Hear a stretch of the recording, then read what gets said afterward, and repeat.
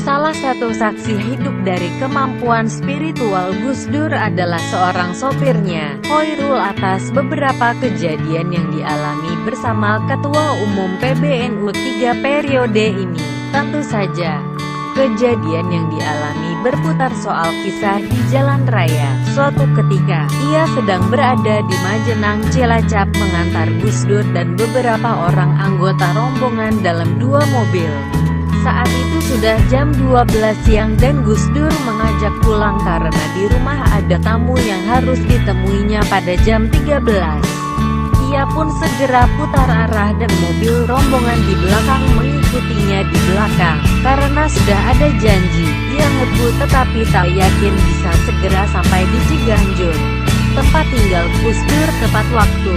Ia berpikiran, paling-paling bisa sampai di Jakarta pukul 3 atau 4 sore mengingat jaraknya yang sangat jauh. Rute yang harus dilalui masih sangat jauh karena harus melewati kawasan puncak yang jalannya kecil, berliku-liku dan naik turun. Saat itu belum ada tol Cipularang. Ia pun tetap menggeber mobilnya secepat yang bisa ia lakukan. Mobil rombongan satunya di belakang tidak kelihatan. Tampaknya sudah jauh ketinggalan. Singkat kata, sampailah mobil yang disetirinya di rumah Gus Dur dan ia merasa lega selamat sampai di rumah. Ia menengok jam tangannya, angka yang masih diingatnya sampai sekarang, pukul 13.12 menit. Jakarta Cilacap hanya ditempuh dalam waktu 1 jam lebih sedikit dan Gus Dur tidak terlambat menerima tamunya yang juga baru saja sampai.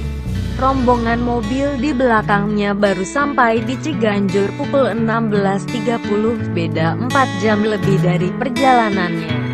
Kisah lainnya adalah ketika Gus Dur berjanji menjemput tamunya di Bandara Soekarno-Hatta pada pukul 1 siang. Ia masih di ujung tol Cikampek, yang kondisinya sedang macet sehingga diperkirakan baru jam 3 sampai di bandara. Tapi faktanya, ia bisa sampai tepat waktu di bandara untuk menemui tokoh kehormatan tersebut.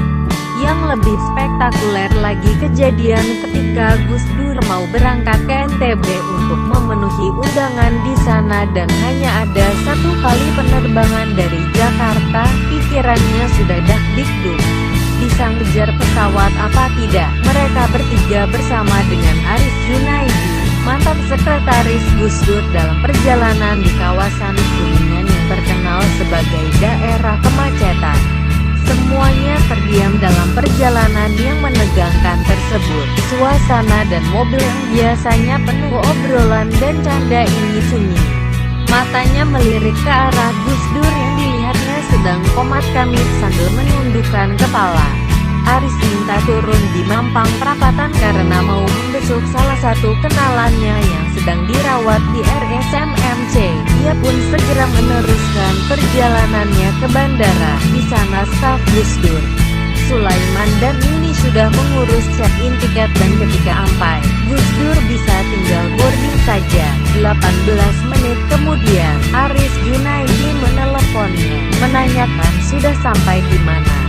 Ternyata ia sudah balik dari bandara menuju ke Ciganjur sementara Aris sendiri masih belum turun dari ojek.